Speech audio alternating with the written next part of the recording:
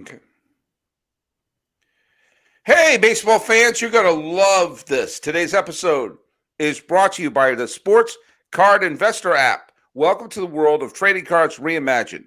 Stay tuned later in the show. Millard is going to give you more information about this awesome new tool for collectors. You're going to want to check back at the Sports Card Investor app. Hello, baseball fans. Welcome to Locked On MLB, Locked On Diamondbacks crossover. It must be Monday. It is indeed the 11th day of July, 2022, and we're going to be talking about the All-Star Game and selections and thoughts and politics and things we can change.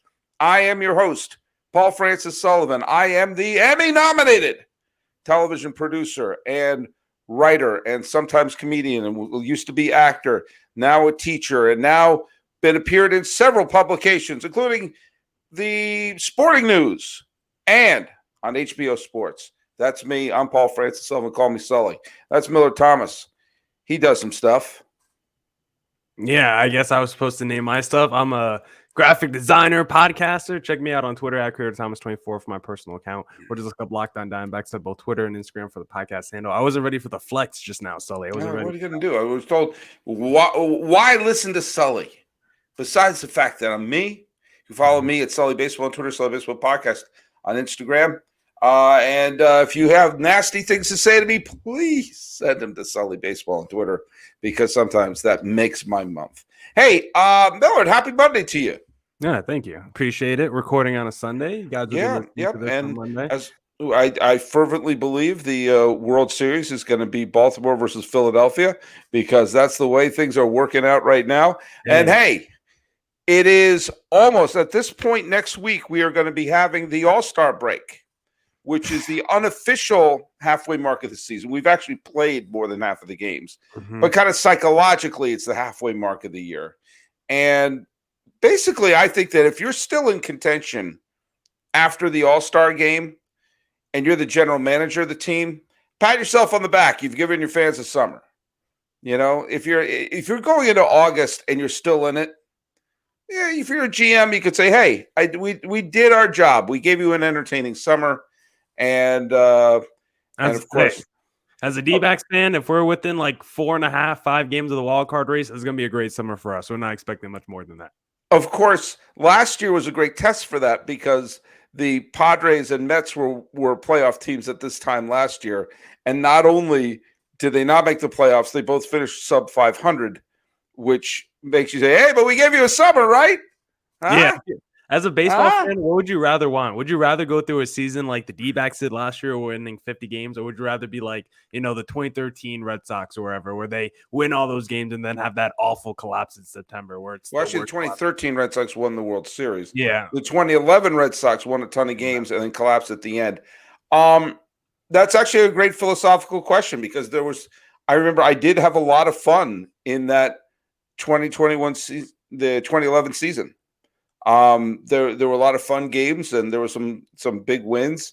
That September was a nightmare. There can be a lot of fun when your team stinks. Because there have been some stinky Red Sox teams in the last decade. They finished last place a few times. And 2012 was a drag. 2012 was awful. But there have been years where they've been bad. But like when I was younger, there was the year after they went to the World Series, 87. They were not competitive, but they brought up a lot of young players like Ellis Burks and Mike Greenwell, Todd Benzinger, a lot of players who went on, Jody Reed, who went on to be like, oh, but we could be good next year. And in those few years between 2013 and when they got good again at the end of the decade, there was a few years like, okay, they stink, but this kid Betts is pretty good, and this kid Benintendi doesn't look bad, or this, Bogarts is developing. So yeah, there were points where it was lean, but sometimes it takes the pressure off the season, and sometimes it's fun to just see like, oh, maybe we'll be good next year. Obviously you would rather see make it to the postseason, but you also get to see who the real fans are. Mm-hmm. That to me is a big thing. You get to look around, it's like, oh, you're still here. Oh, you're a real fan. Okay. Yeah, I'm looking at a few D-backs fans right now, actually, because when those road teams come into town, it's a lot of Dodgers fans, Padres fans, Cubs fans entering those stadiums at Chase Field. So D-backs fans, when the D-backs get good, I I expect you guys to be there right now and just not when the D-backs are good, because we need more fans to show up to these games. When I first moved to New York City, it was the early 90s, and both the Mets and the Yankees were terrible. And so if I went to Yankee Stadium or I went to Shea Stadium, those are the fans who, when things got better, especially for the Yankees, they were the ones I actually felt good for. Like if you were showing up during the Kevin Moss, Matt Noakes years for the Yankees, you deserved Bernie Williams and Derek Jeter and Mariano Rivera, you know. So, okay, well, look at enough talking about good and bad. It's All-Star time. And one of the things I want to do is you and I take a look at who the starters are in this segment. In segment 2, why don't you and I go over who we would have picked as starters?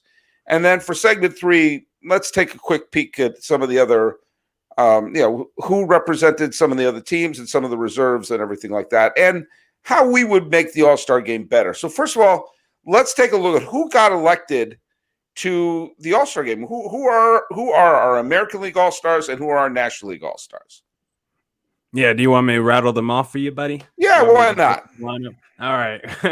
Well, looking at the starting lineup in the American League, we got catcher Alejandro Kirk from the Blue Jays, Vlad Guerrero Jr. from the Blue Jays at first, Jose Altuve at second base for the Astros, Rafael Devers third base from the Sox, Tim Anderson shortstop from the White Sox, Shohei at DH for the Angels, Aaron Judge from the Yankees outfield, Mike Trout outfield Angels, and Giancarlo Stanton outfield for the Yankees. And that is your starting lineup for the American League. Do you want me to go through the NL first, or should we just parse through this American League lineup first?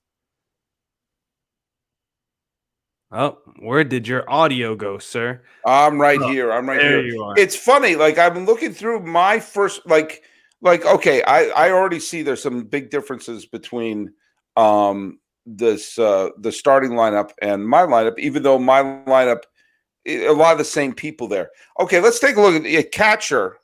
You have I'm a big Star Trek fan, so I'm always happy to see Kirk hanging out there. And that was probably unexpected. Yeah, what? No disagreement there with Kirk. I have him down as my catcher on my ballot. Okay, at first, okay, and I don't have a problem with any of these, even the ones that don't line up with me. Remember this is the fans. Some of these are the fans' votes, where in the past there have been some really egregious, mistakes made, but fans want to see, Vladdy Jr. Fans want to see Tim Anderson. So even though those were not my picks to be the first baseman or the shortstop on my lineup, I get it.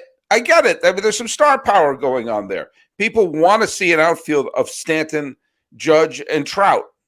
That's that's part of the fun of it. I mean, you could sort of bust out the abacus and show me, well, this person's actually this and this person's actually that. But you know what?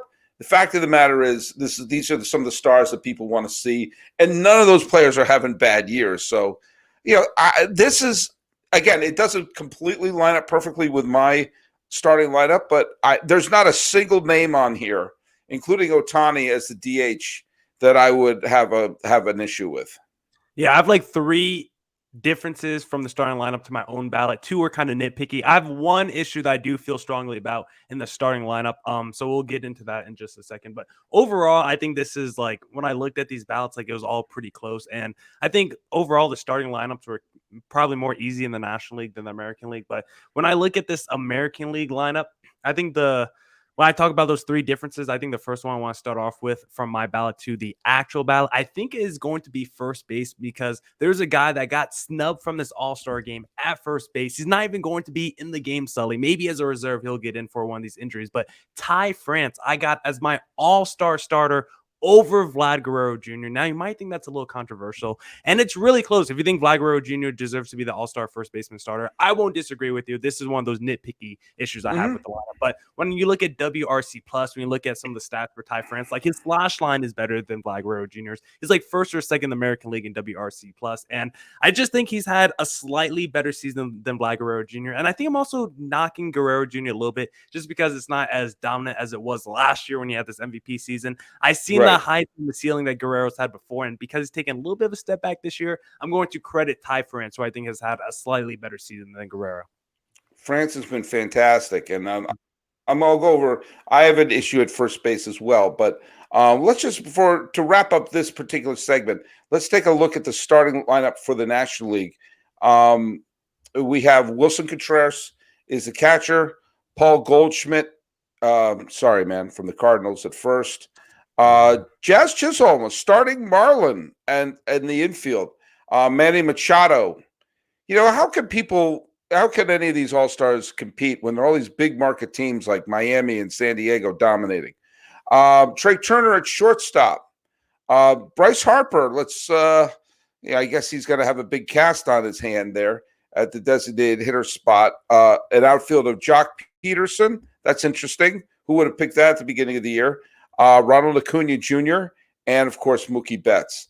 Harper's injury, I don't have Harper on my list because, he's not going to be able to play. I think Ty France is hurt at this point. I don't have a problem with any one of those. I think they all are deserving all-stars, quite frankly. It doesn't totally line up with my particular lineup, including some players who I think are legitimate MVP candidates. But you know what? I mean, look at people trash the fan vote all the time. But I think the fan vote was pretty good this year. This is a pretty accurate fan vote.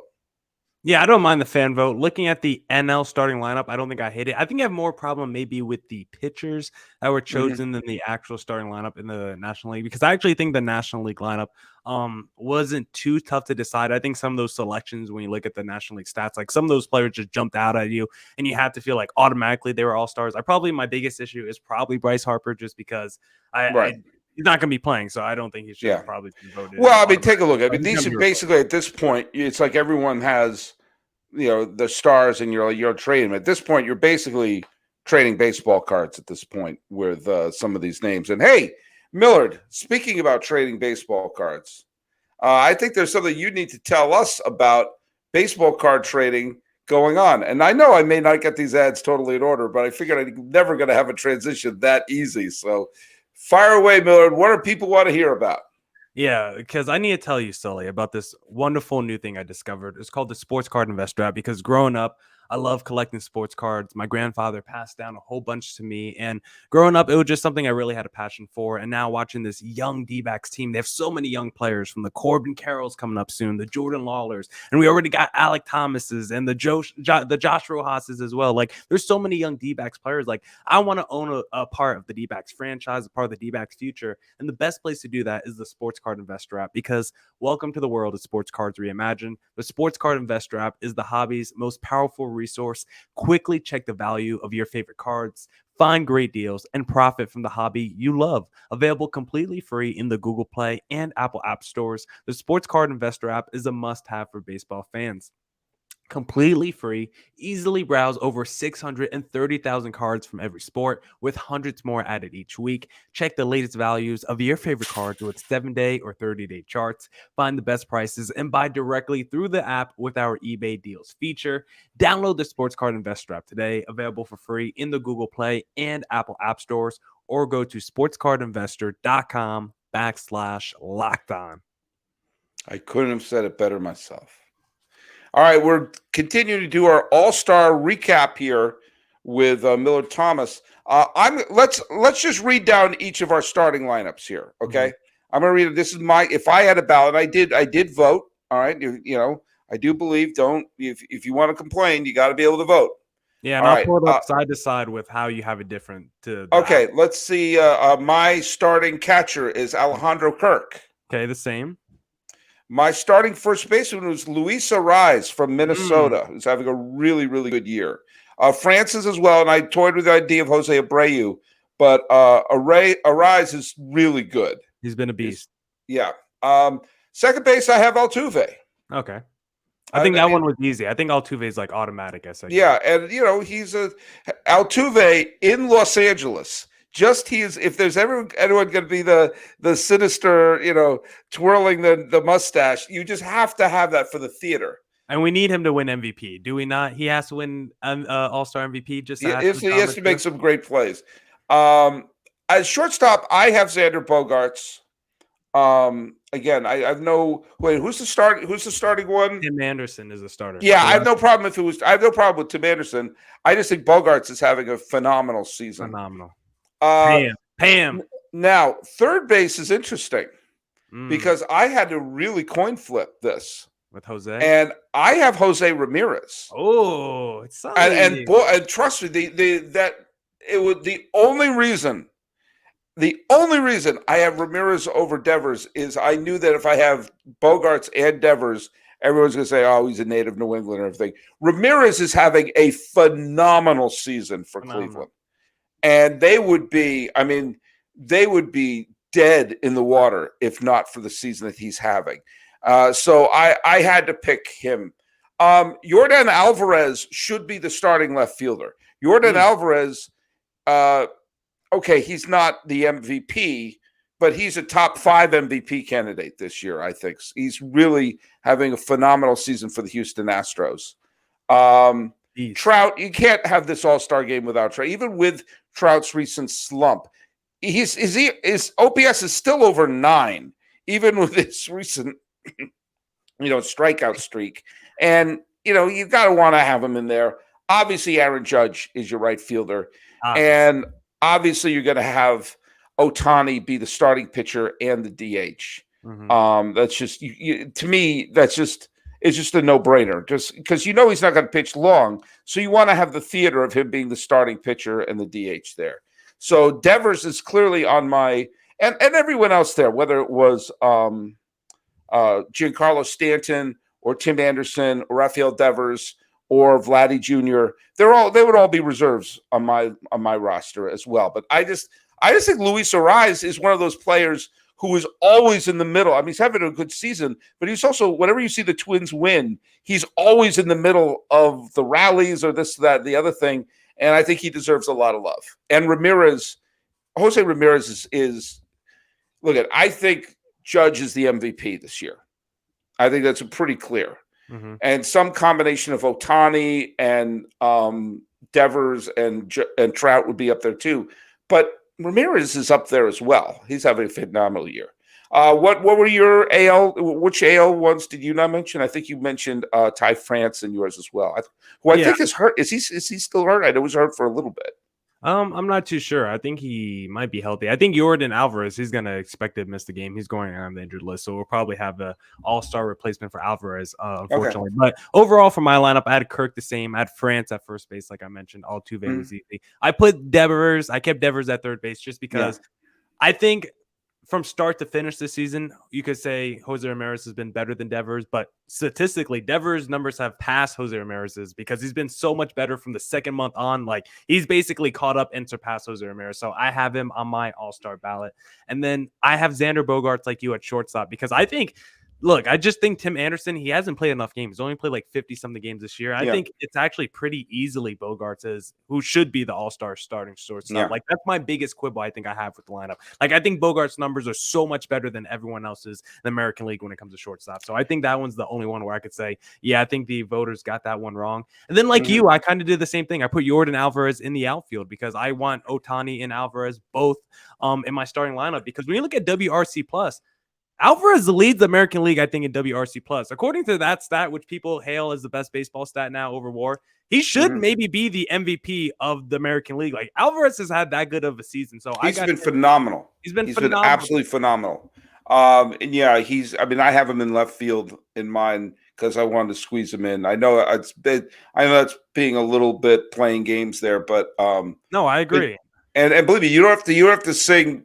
You don't have to pitch the praises of Rafael Devers to me. I was toying with the idea of putting him as my DH, but I said that's got to be Ohtani, man. Yeah. So okay, go through your National League one because I don't really have an issue with any of the National League ones, but I have many differences with my lineup. So let's go with yours first. Okay, let's see. It was pretty close to honestly how they had it. The normal starting lineup. I had Wilson Contreras, I had Goldie. I did do Jazz Chisholm as well. He didn't play as many games as maybe some of the other second basemen, but I still think he's had the best season.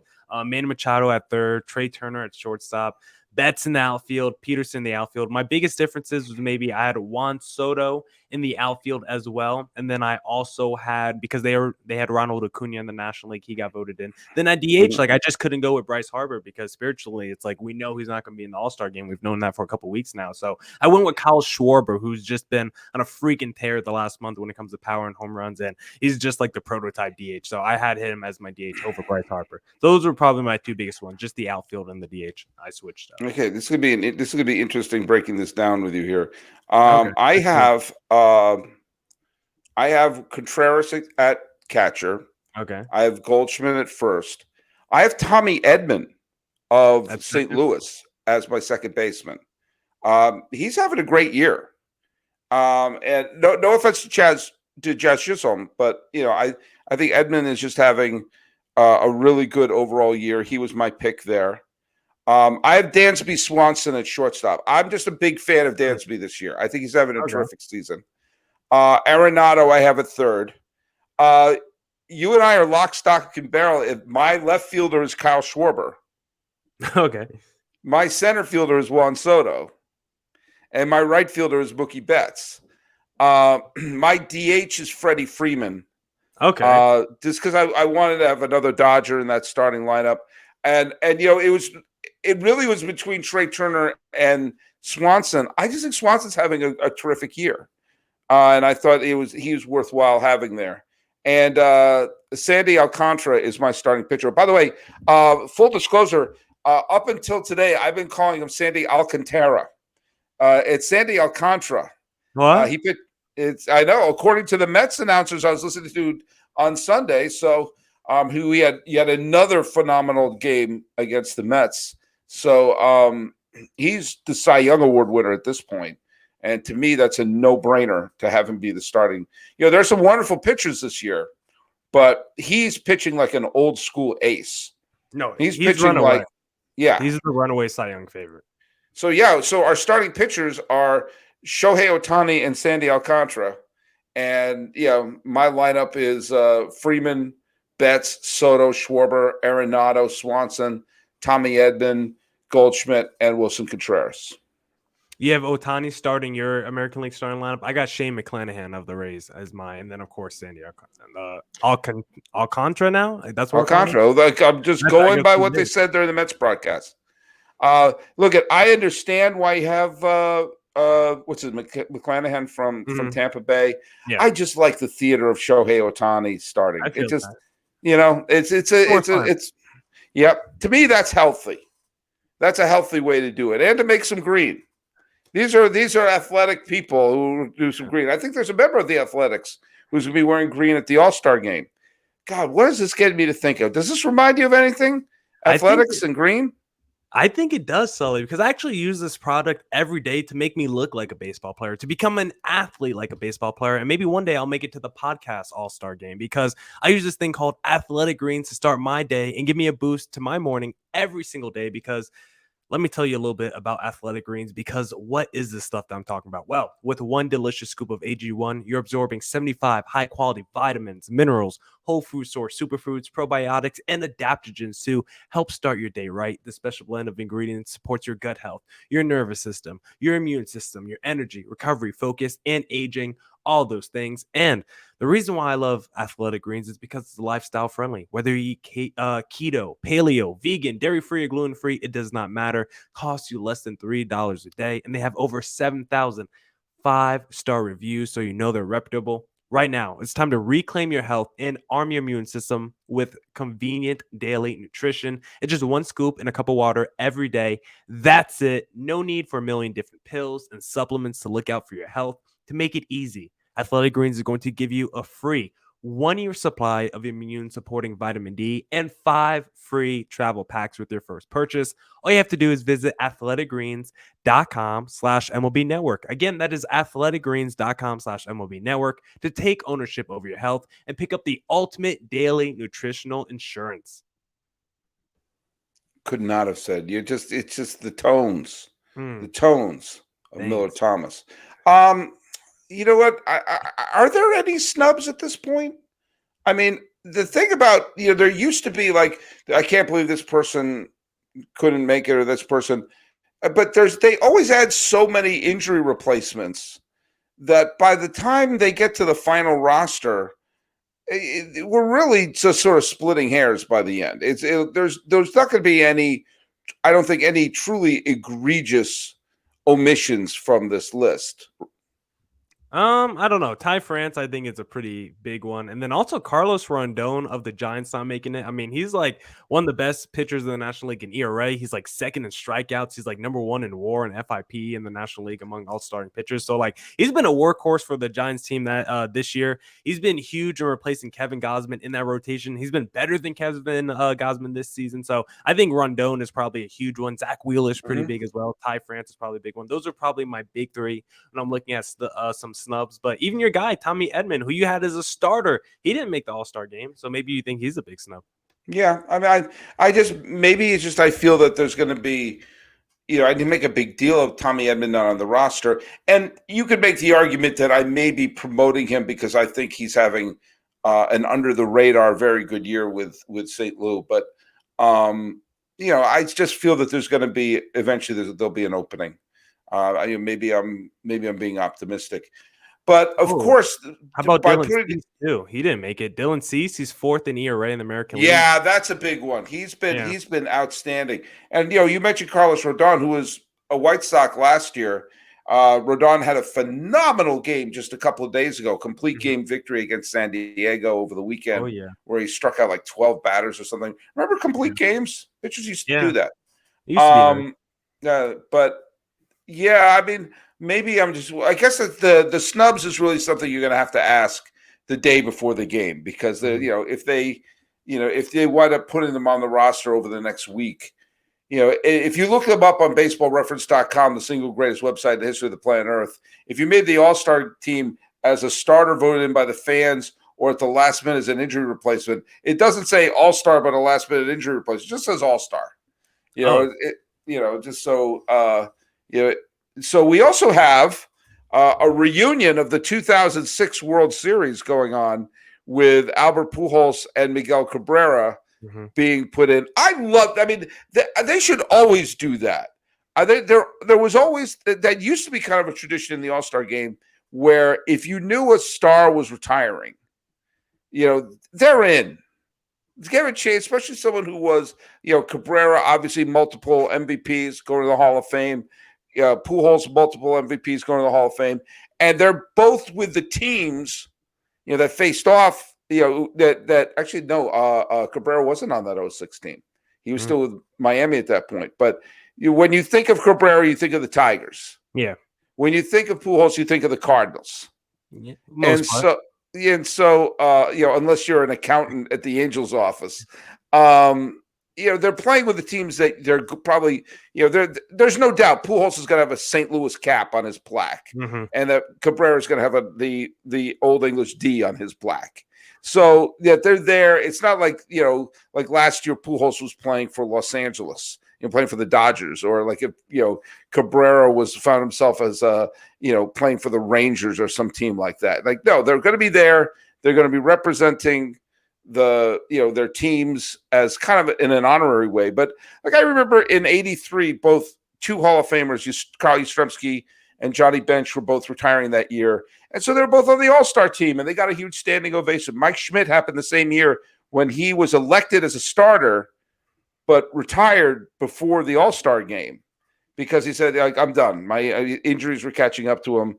And so he still came to the All-Star game in full uniform and came out. And that's how we got to say goodbye to them. And it should be a big thing, especially when we know we're about to lose a big star. You should be able to use that time to wave goodbye.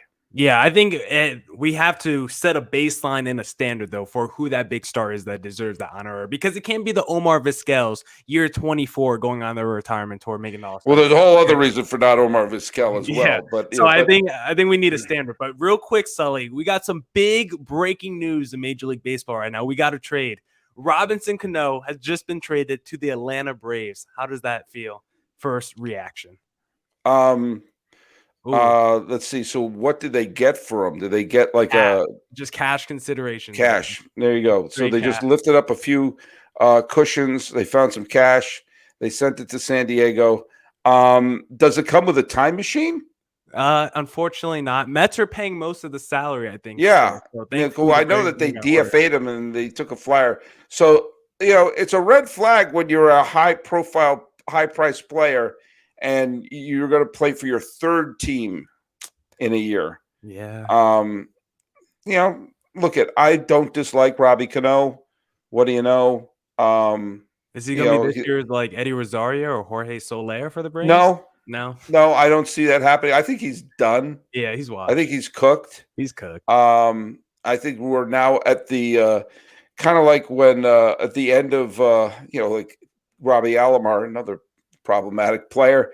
But like there's a couple like big stars in the past who at the end of or like Bobby Bonilla, by the end of his career, it's like Braves, Mets, Cardinals, like he just was bouncing around, just picking up a paycheck.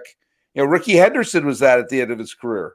If you see by the end of his career, he played for the Dodgers one year. He played for the Red Sox one year. He just was bouncing around. And Robbie Cano, I mean, he's going to play until no one wants him. Yeah. And I kind of admire that. But I guess what you're saying is they shouldn't have a tribute to Robinson Cano at this year's All-Star game. No, he shouldn't be an honorary All-Star, especially after the PED stuff. It's hard to make the Hall of Fame after that. He had a locked up Hall of Fame career before all those scandals and stuff. It's actually kind of gee whiz. I wonder if Albert Pujols did anything. I just said a statement. No one can sue me for anything. If you have any issues about anything I said, please send your complaints to Creator Thomas 24 on Twitter. Yeah. All right. Well, hey, look it, man. I think the fans got it right. And I still maintain my point that the season should start with the All-Star game. Because even when I was coming up with, I like Ramirez's year or Bogart's year, I'm still only basing it on the first 2.5 months of the season. Someone could be the MVP of the season and not even being considered right now. Or the perfect example was in 2015, Jake Arrieta pitched out of his mind, won the Cy Young Award, but was not on the All-Star team because he had a good first half and he had an out of this world second half. But it really penalizes people who have great second halves that don't get noticed. That's why Tim Salmon, Kirk Gibson, and I have the same number of All-Star game appearances.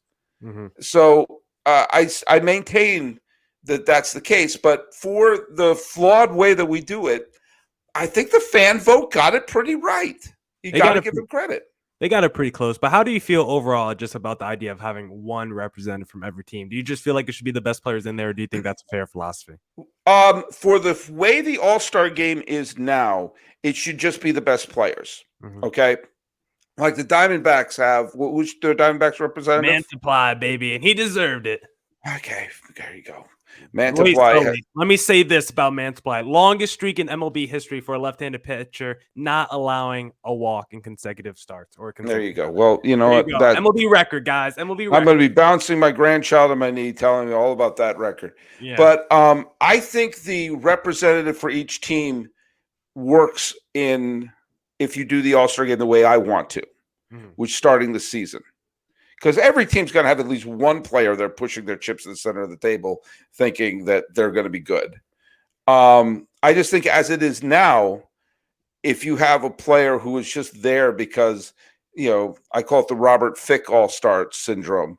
Robert Fick was the Tigers All-Star in one of the years where the Tigers were just dreadful. And no offense to Robert Fick, but, really?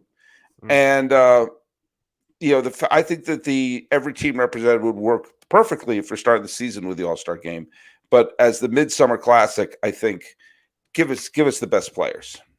Give us the best players. I think that's my overall philosophy. I want the best players in the game. I'm not here for participation trophies or getting every representative in there. I think it should just be the best players overall. But I do think that there should be a representative from the home team, from the host team. If you're hosting it, you should have at least one player that the fans say, "There's our guy." You should have good players on your team then. Yeah, that's true, and that's not really an issue this year, as the All-Star Game is being played right down the street from where I live. I'm in the luxurious Locked On MLB studios in Pasadena, overlooking the historic Rose Bowl, and just a quick trip down the 110 from Dodger Stadium. And yes, I did look into seeing whether or not I could get an All-Star Game ticket, and I thought, like, ooh, yeah. We're selling Built Bars, but not that many Built Bars. Maybe next. Sully, you're Locked On MLB. A ticket. You need to get a credential, my guy. You got to be in the press booth. Maybe. Okay, I'll see. Yeah. All right. If you see me there, I'm going to have a hat that says press on. Yeah. Let's get a hashtag going. Get Sully to the All-Star Game. Okay. If you're listening to this podcast, do hashtag Sully2, the number 2 All-Star Game. Sully2 All-Star Game. Let's get this going. And speaking of hashtags, by the way, thanks so much for making Locked On MLB your first listen. Have your second listen be Locked On Diamondbacks, clearly. And in upcoming episodes, we're going to be talking about the surging Orioles and the disappointing Blue Jays are going to be the topics of some of our upcoming podcasts. But hey, second listen, make that Locked On Diamondbacks. Your third listen, have it be Locked On MLB Prospects, where host Lindsey Crosby, he's a prospect encyclopedia. And he's going deep on the MLB stars of tomorrow. It's free and available wherever you get your podcasts. Millard Thomas, where can people listen to your show? At Creator Thomas 24 for my personal account. Look up Locked On Diamondbacks on both Twitter and Instagram for the podcast handle. Podcast is on all podcasting platforms like all other Locked On podcasts. And check us out on YouTube at Locked On Diamondbacks. And you can follow us at Locked On MLB Pod. Same handle for Instagram. I'm your pal Sully. I'm at Sully Baseball on Twitter, Sully Baseball Podcast on Instagram. Breaking down the All-Star team with my personal All-Star Millard Thomas. This is the Locked On MLB, Locked On Diamondbacks crossover for the 11th day. It's 7-Eleven. Get a Slurpee. They're not a sponsor, so I better do a fist bump. That's the end of our show.